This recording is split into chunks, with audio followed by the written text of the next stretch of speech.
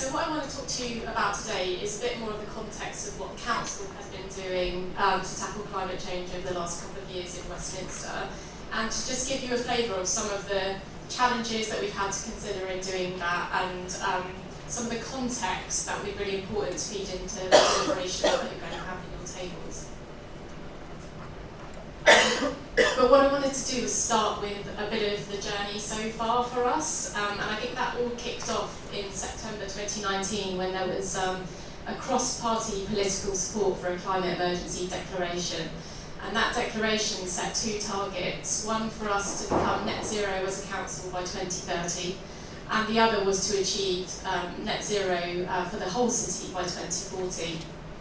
And those targets were set in the context of looking at ambition that was being taken at the time by other local authorities, and also setting a level of ambition that was higher than national government at the time. So nationally we have a 2050 net zero target.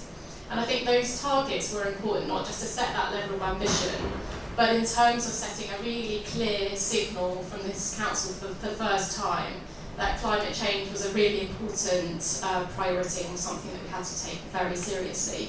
And I think that's really important for this discussion, just to, for avoidance of any doubt. Nobody is questioning the science behind climate change. We accept completely that climate change is a big challenge that we need to address. As we've just heard, the science is unequivocal now. And what we really want to do in this assembly is not debate that, but to really focus on the solutions and how we work together to tackle it. So I joined the council in 2020, not long after the declaration was made. I joined a Zero team in the council working on this. There was Damien Hemmingshall, who's running around, was there, luckily for me, and between us we started to unpick some of the big questions that we would have to address to work out how we were going to respond to this declaration. The first being sort of what does this challenge look like in Westminster? What's the scale of the emissions? Where do they come from? How do we support staff working across the council, our external partners, communities to really understand and raise awareness of this challenge? What's our role as a council? What levers do we have? Using our responsibility for planning control, setting licensing conditions, convening people together, providing funding and support. How do we maximise all those opportunities? And then lastly, what's our role in leading by example as a council in terms of making investment decisions that will lower impacts, in terms of how we manage the buildings that we own, and how we make, what investments we need to put into them to make them more efficient. And so we worked collaboratively through workshops, through consultations and engagement to come up with the Climate Emergency Action Plan that you should have on your tables or have access to, which has a sort of set of 70 comprehensive actions within it. And we've been working tirelessly since then to deliver that. And so that brings us to where we are today, and this climate assembly. And I think you may be asking yourselves, why now? If we've spent 2 years on this, what's the value of this assembly now? And it's true that the Labour administration were really strong advocates of this approach. But I just want to be clear that this is not about politics for us. We've focused really heavily on getting that plan together, to fast-tracking action across the council to deliver it, and to start to see reductions in emissions in our own corporate impact. But I think we're reflecting on the fact that now we have this much, much bigger challenge of how we address the 2040 target across the city. We don't have all the answers to that, and we can't do that alone.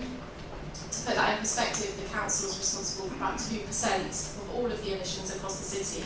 So we absolutely need ideas from you and commitments from you and other communities and organisations and stakeholders across the city to work with us to work out how, what is our vision for 2040 and how we're going to get there, but importantly, how we do that in the fairest way. So I'm going to do a bit of jargon busting very quickly, because you'll hear this term referenced throughout all of these presentations and the discussions in the Assembly. Net zero, what does it mean? Essentially, in the most basic form, it's a balance. It's a balance between the emissions that we release through some of the activities that we heard about that are causing the greenhouse gas effect, balanced against the actions that we can take to avoid those emissions, whether that's through cleaner forms of power and energy, as well as action that we can take to ensure we remove those emissions from the atmosphere through things like natural processes, as we've heard, sort of plants and trees that take carbon dioxide out of the atmosphere and store it in kind of wood, roots, soil, and those sorts of things. And what we want to do as a council is, as far as possible, reduce the emissions that we are responsible for, and then for those emissions that we can't reduce, we use these actions that absorb emissions from the atmosphere to offset the emissions that are basically outside of our control. I just wanted to put this picture up. It's around the room because we recognise that quite often it's hard to really visualise what this problem is. It's these invisible gases that are kind of floating around the atmosphere. So we put this 1 tonne of carbon bubble up in Cathedral Piazza, which was really effective in getting people to kind of stop and think about, what does this mean? And through the analysis that we've done, we now know that in 2017 the city released 2.2 million of those bubbles, which is the highest emissions of all local authorities in London. So we have a really significant challenge. And the other really notable point is that 86% of the emissions from Westminster come from the energy used to heat and power our buildings. 86% is a huge proportion. So in the way that we respond to that, we have to think about the measures that we can take to reduce the energy used in operating buildings across the city. And they could be our homes, they could be offices, shops, museums, theatres, government buildings, and tube stations. But what has been happening over the last couple of years is that we have seen a downward trend in emissions by about 17%. But I would say that that is largely due to grid decarbonisation. So what that means is that the energy that's being taken off the grid has a higher proportion of sources that are cleaner or renewable. So we still have a huge challenge to enhance the scale of reductions that we're seeing. We'll hear more about that tomorrow. So just very quickly, the Climate Emergency Action Plan that we developed has 5 core themes that relate to the emissions challenges for Westminster. I've just talked about the big challenge that we have in terms of reducing emissions from the built environment. What's particularly challenging in Westminster is that many of our buildings are very old, which means they're very inefficient. We need to really see increases in retrofitting at scale, and what this means is measures to improve the efficiency of our buildings through loft or wall insulation, by looking at glazing of our windows, by replacing doors, things like switching to LED lights and measures like that reduce the energy demand of our buildings, but also mean that the costs of energy for individuals will be reduced. Similarly, we need to switch to more renewable sources of energy, cleaner sources across the city. I think there's a stat that says something like 0.03% of energy consumption in the city is from renewable sources, which is very, very small. So we really need to improve on that. And then we have the need to switch people from using travelling by vehicles through active travel, walking, cycling, where possible promoting public transport, and where that's not possible, seeing people switch the vehicle use from petrol, diesel to electric vehicles instead. And then we have the need to reduce our consumption levels, change our purchasing decisions, thinking about can we shop local, do we need to use single-use plastics, how do we essentially reduce the amount of waste we produce, and then secondly, how do we drive up our recycling rate? We have a recycling rate of about 22% in Westminster, which is really quite low compared to other local authorities, and I think that in part is because we're a very densely populated environment. There's lots of pressure to make sure that we don't have waste on our streets, and in some respects the number of the level of service you get in Westminster in terms of the number of collections could be disincentivising the amount of recycling that people would be willing to do. So that's a big dilemma that we need to think through. And then finally, it's really important to look at green space across the city. How can we enhance that? What role does it play in absorbing carbon from the atmosphere? in providing shade to manage heat stress, also promoting biodiversity, potentially disrupting surface water flows where you have flood risk. There's a lot that we're doing across the council already that's detailed in the action plan to address some of these themes. We had a show home in Queen's Park that 300 people went to visit to see what you could do in your own home to improve efficiency. We have a sustainable city charter that now has about 100 businesses interested in signing up to commit to to operate buildings in a way that's more sustainable. We've introduced solar panels across 12 of our buildings. We're looking at ways in which we can generate funding for other community energy solar PV projects through a recent bond that we issued, as well as our own funds. We're rolling out cycle lanes. We're providing more cycle storage. We've rolled out a swathe of EV charging points across the city. In terms of waste, we've just delivered our food waste recycling service. Hopefully you will all be using the caddies, which has been very successful. We're increasingly looking at the ways in which we drive up the recycling rate, and our waste collection vehicles will soon all be EV. And then finally, there's a number of different schemes that we're putting in place in terms of supporting community greening projects through Greening Westminster. We're conducting an audit of our green space, and we have commitments around increasing tree canopy cover. I just wanted to focus a bit on the local context and some of the challenges we've already heard today. I'm going to throw a few stats at you around that. So what we've learned in trying to tackle this in Westminster is that we need to take into account, as we've heard today, the diversity across the city. In terms of inequality, we heard that stat that there's a difference. So if a boy is born in Westbourne, they're more likely to die 18 years earlier than somebody born in Knightsbridge at Belgravia, for example.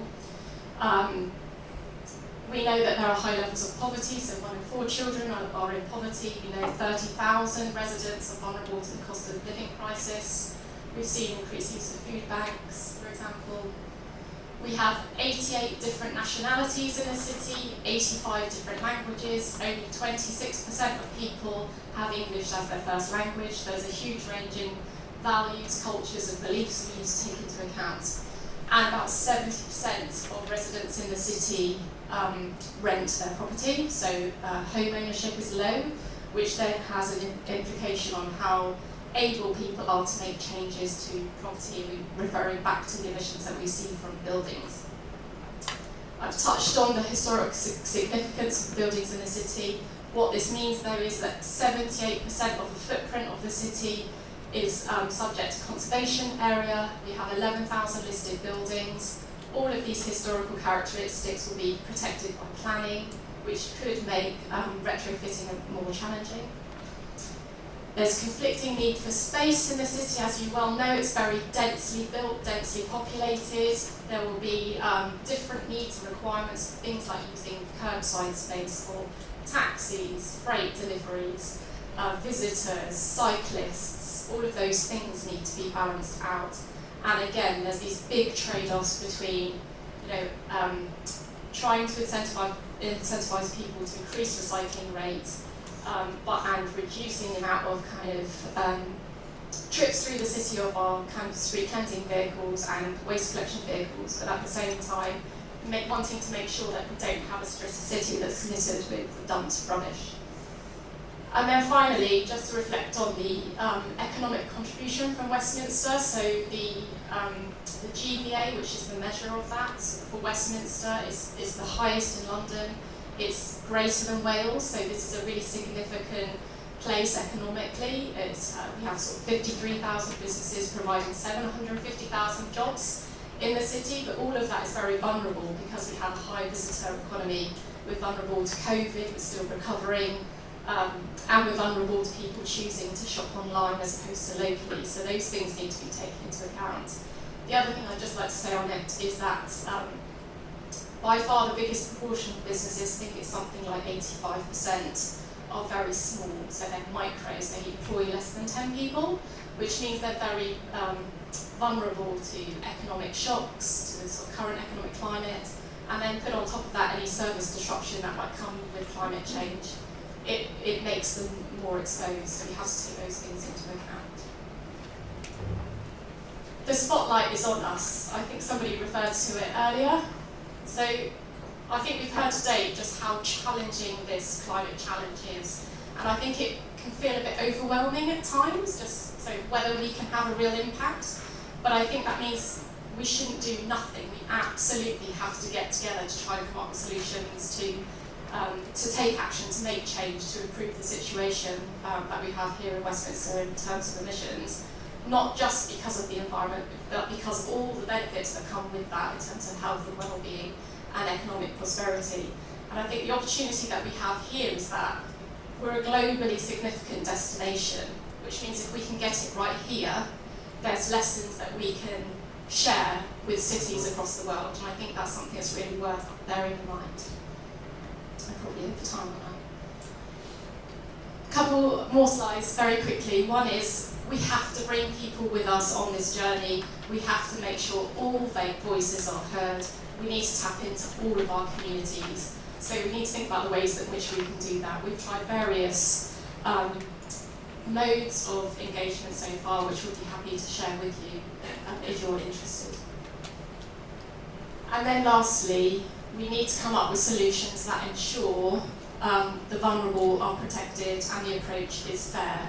And that's not just in terms of making sure everybody's able to contribute, but it's recognising with this is our environmental justice measure map that you can find online, which brings together lots of environmental data as well as the index of deprivation across the city to map out the variability and who's vulnerable and how well you're able to access sustainable alternatives in terms of transport, for example, and other activities.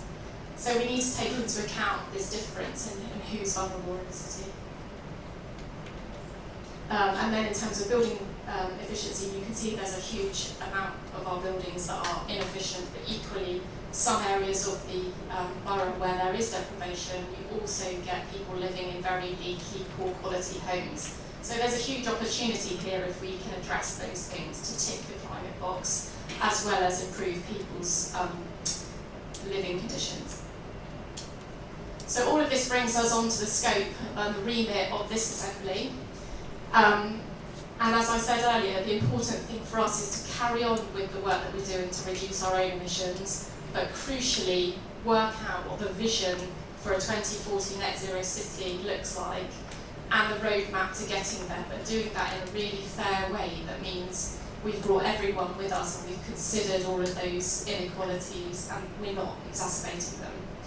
And we've structured this in 3 ways according to how far people can influence their surroundings or how we can set the scale of the impact that we might have. And these images just reflect that from waste in terms of work that we've done as a council to try to influence the whole city service in terms of providing that in a way that is more sustainable with electric vehicles, for example. By running community micro-recycling events, this is the recent event in Queen's Park, and then by ensuring that within your home, you're able to recycle better through our food waste service, for example. And we hope that's going to be helpful to you in thinking about the solutions to this and sort of getting into this really big, complicated challenge. And that's it for me. Hopefully that's food for thought. We're around the room if you've got any more questions about any of that. It was a bit of a whistle-stop tour. I'm really looking forward to hearing the outcome of your deliberations. Thank you.